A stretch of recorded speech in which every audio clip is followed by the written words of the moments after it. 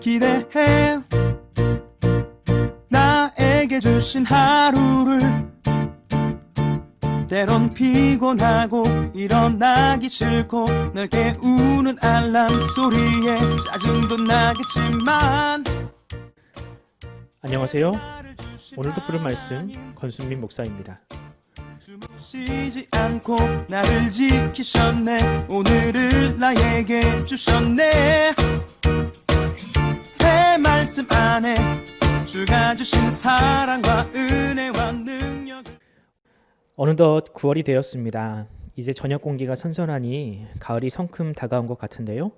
환절기 감기 조심하시고요. 목요일부터 또 큰 태풍이 올라온다고 하니 만반의 준비를 하시기 바랍니다. 오늘 우리가 은혜 받을 하나님 말씀은 창세기 37장 18절에서 20절까지 말씀입니다. 요셉이 그들에게 가까이 오기 전에 그들이 요셉을 멀리서 보고 죽이기를 꾀하여 서로 이르되 꿈꾸는 자가 오는도다. 자, 그를 죽여 한 구덩이에 던지고 우리가 말하기를 악한 짐승이 그를 잡아먹었다 하자. 그의 꿈이 어떻게 되는지를 우리가 볼 것이니라 하는지라. 아멘. 오늘 설교 제목은 구덩이에 던져져도 하늘은 보였다입니다. 많은 분들이 집에만 계시다 보니 답답함을 호소하시는 분들이 많습니다. 코로나 바이러스로 인하여 휴가도 제대로 못 가고 어디 외식도 할 수 없는 상황이라 얼마나 많이 답답하십니까? 그럼에도 불구하고 이 상황을 빨리 종식시키고자 되도록 집에 머물러 달라는 정부의 지침을 따라서 많은 분들이 외출을 자제하고 있습니다. 저희 집에도 자가격리 수준으로 집에 머물고 있는 새 여인이 있습니다. 제가 퇴근을 하고 집에 가야 간신히 산책 정도를 할 수 있기에 아내는 저를 목을 빼고 기다리는 편인데요. 그렇게 산책을 하면서 간신히 아파트 단지 사이로 보이는 작은 하늘을 올려다보는 것이 지금 저에게는 행복입니다. 그렇게 올려다본 하늘은 코로나 바이러스와는 상관없이 여전히 푸르고 또 높습니다. 하늘나라의 세상은 바이러스와 온갖 분쟁으로 인하여 어지러운데 하늘은 변함없이 우리에게 낮과 또 밤을 선물해주고 있습니다. 저는 오늘 말씀을 묵상하면서 지금 우리의 처지와 이 구덩이 속에 던져진 요셉의 처지가 참 많이 닮아 있다라는 생각이 들더군요. 우리가 코로나 바이러스로 인하여 집안에 갇혀 있는 것과 또 요셉이 형제들의 시기와 질투라는 이 죄악으로 인하여 구덩이에 던져진 것이 너무나도 흡사해 보입니다. 당시 요셉이 느꼈을 감정과 지금 우리가 느끼고 있는 두려움도 아마 비슷해 보입니다. 형들이 나를 죽이는 것은 아닐까? 내가 미디안 상인들에게 팔려갈 때 과연 고향으로 돌아올 수 있을까? 아마 이런 두려움이 요셉에게 있었을 것입니다. 지금 우리들에게도 그런 두려움이 있습니다. 혹시 내가 오늘 만난 사람 중에서 감염자가 있는 것은 아닐까? 그가 나에게 바이러스를 옮겨 내가 잘못되는 것은 아닐까? 아마도 요셉이 당시 구덩이 속에서 올려다본 하늘은 구원의 대상임과 동시에 원망의 대상이 아니었을까 하는데요. 지금 이 상황에서 나를 구원해달라는 그런 기도를 드림과 동시에 왜 나에게 이런 꿈을 주셔서 그런 꿈을 꾸게 하셔서 형제들의 미움을 사게 만들었냐고 하나님을 원망했을 수도 있을 것 같습니다. 우리도 비슷하지요. 하나님께 이 상황을 빨리 종식시켜달라고 기도하면서도 동시에 왜 우리를 이런 상황 속에 내버려 두시는지 아마 원망하는 분들도 있을 겁니다. 이렇게 우리와 비슷했던 그 요셉을 묵상하는 것은 아마도 우리에게 큰 위로가 될 것입니다. 과연 요셉의 이런 고난, 왜 일어나야 했으며 이 고난을 통해서 하나님은 과연 어떤 일을 이루고 계실까요? 마찬가지로 지금 우리가 처한 이 고난은 우리의 신앙과 우리의 인생에 어떤 의미가 있는지 한번 요셉을 통해서 함께 묵상해 보는 시간을 갖도록 하겠습니다. 창세기 37장 후반부는 요셉의 인생에 찾아온 첫 번째 고난과 위기를 다루고 있습니다. 그는 형제들의 눈밖에 나서 옷이 벗겨진 채로 구덩이에 던져졌습니다.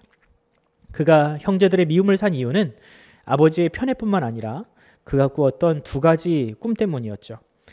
해와 달과 11별들이 자신을 향해서 절을 하고 형들의 볕 집단이 자신을 향하여 절한다는 이 꿈들은 형들의 분노를 사기에 충분했습니다.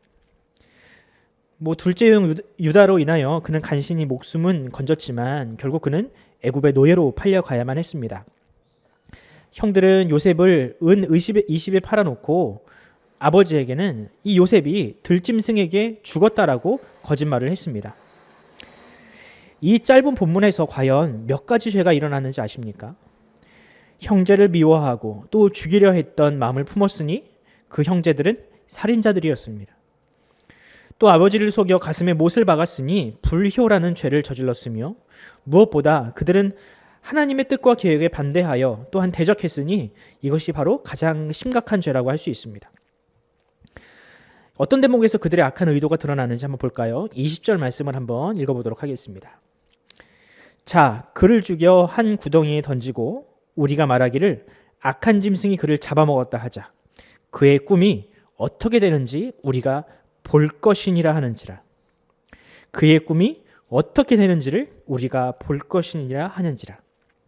네, 그들은 지금 단순히 동생을 향한 미움을 넘어 자신들을 패스하고 동생에게 요셉에게 주목하셨던 하나님을 향한 서운함과 미움이 고스란히 드러내고 있습니다. 마치 가인이 아벨을 향하여 품었던 그 악한 생각이 이 고스란히 그들에게 드러나고 있는 것이죠. 그들의 악한 계획은 이루어지는 듯 보였습니다. 하지만 그렇다고 하나님의 꿈, 하나님의 계획은 결코 중단되지 않았습니다. 마치 이 코로나 바이러스로 인하여 어지러운 와중에도 하늘은 여전히 푸르른 것처럼 하나님의 계획과 꿈은 흔들리지 않고 성취되었습니다. 가인이 죽인 아벨 대신 이 셋이라는 아들을 통해서 믿음이 계승된 것처럼 죽은 것이나 다름없었던 이 요셉을 통해서 하나님의 꿈은 성취되었습니다. 그는 노예로 보디발의 집에 팔려갔으나 장차 애굽의 총리가 되었고 그가 꾸었던 꿈처럼 형들이 요셉의 발 앞에 절을 하는 일이 현실이 된 것이죠. 그의 형들이 요셉의 앞에 절을 했다. 이 꿈이 실현되었다라는 것은 단지 요셉의 개인의 입심양명이 이루어지는 것을 의미하는 것이 아닙니다. 요셉의 아들들이 저지른 모든 죄, 미움과 시기, 살인과 거짓이라는 이 모든 죄가 하나님 앞에 심판을 받는 것이 우리가 훨씬 더 주목해야 되는 사건입니다. 그뿐입니까? 그들은 인간적인 방식으로 하나님의 계획을 무산시키고자 했지만 이 요셉이 꾸었던 꿈이 이루어짐으로 말미암아 그 인간적인 모든 노력이 하나님 앞에 무릎 꿇게 될 것이라는 것을 보여주는 마치 상징과도 같은 사건이라 할 수 있습니다. 예수 그리스도의 십자가 사건도 마찬가지입니다. 사단은 자신이 가진 가장 큰 무기인 사망으로 예수님의 구원 사역을 가로막으려 했지요. 하지만 결과는 어떻습니까? 예수님은 부활이라는 방식으로 그 사망을 깨뜨리고 그 사망의 결박당에 있었던 우리를 구원하셨습니다. 성경은 이처럼 우리에게 하나님의 꿈, 또 하나님의 계획은 결코 실패하지 않는다라는 사실을 보여줍니다. 때때로 저항이 있고 이 하나님의 꿈에 대해서 거절하는 사람이 있을 수 있겠지만 그럼에도 불구하고 하나님은 이 요셉의 인생을 통해서 예수 그리스도의 죽으심과 부활을 통해서 하나님의 계획은 결코 꺾이지 않는다. 이 사실을 우리에게 보여주고 있습니다. 사랑하는 성도 여러분, 그러므로 우리 모두가 이 사실을 믿고 흔들림 없는 신앙생활을 했으면 좋겠습니다.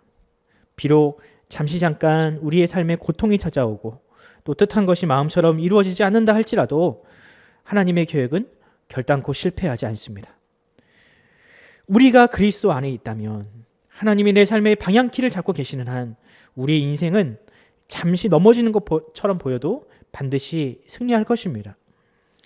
여러분, 우리가 이 사실을 믿고 우리에게 주실 승리를 확신하며 오늘 하루도 힘차게 살아가는 저와 여러분이 되기를 간절히 소원합니다. 기도하겠습니다. 하나님 아버지, 이 세상은 마치 코로나에 의해서 완전히 지배를 당하고 또 완전히 패배한 것처럼 보입니다. 하지만 온 우주보다 크신 하나님께서 우리의 곁에 계시고 또한 우리를 지키신다는 사실을 믿는다면 우리가 이 암울한 현실 속에서도 결코 희망을 놓치지 않기를 우리가 간절히 기도합니다. 주님, 그 무엇보다 크신 주님께서 우리를 지금 지켜보시고 또한 우리와 함께 계십니다. 요셉이 그 구렁텅이에서도 하늘을 올려다보며 하나님을 바라보았던 것처럼 지금 우리에게도 이 하나님의 은혜와 하나님의 긍휼이 필요하오니 주님 우리와 함께 하시며 또한 결단코 꺾이지 않는 그 하나님의 계획과 뜻을 우리로 하여금 알게 하여 주시옵소서. 특별히 이 나라가 지금 정치와 또한 여러 가지 미움과 이런 것들로 인하여 너무나도 혼잡한 상황입니다. 이럴 때일수록 우리가 겸손하게 세상 앞에서 또한 하나님 앞에서 기도하는 자로서 주님의 뜻을 묵묵하게 기다리는 자로서 세상 앞에 모범을 보이기를 원합니다. 주님, 우리가 이럴 때일수록 더욱더 근신하며 또한 깨어있고 또한 회개함으로 말미암아 참 그리스도인의 삶이 무엇인지를 이 세상 앞에 보여줄 수 있도록 주여 우리를 사용하여 주시옵소서. 감사드리며 예수 그리스도의 이름으로 기도드립니다. 아멘. 이 시간 함께 기도합시다. 우리가 패배한 것 같으나 결코 하나님은 패배하지 않으십니다. 교회가 패배한 것 같으나 결코 하나님의 뜻은 꺾이지 않습니다. 우리가 이 사실을 믿고 하나님의 뜻이 이 땅 가운데 이루어지게 해달라고 이 작고 보잘것없는 우리를 통하여 하나님의 그 크신 사랑과 그 뜻이 이 땅 가운데 이루어지게 해달라고 함께 기도해 주시고요. 또한 코로나 바이러스의 백신과 치료제가 속히 개발되어서 지금 이 나라와 이 세계를 지금 지배하고 있는 이 미움이라는 영, 또한 절망이라는 영이 하루속히 사라질 수 있도록 하나님께서 우리에게 은혜를 부어달라고 함께 기도하면서 오늘 하루를 시작하도록 하겠습니다. 함께 기도합시다.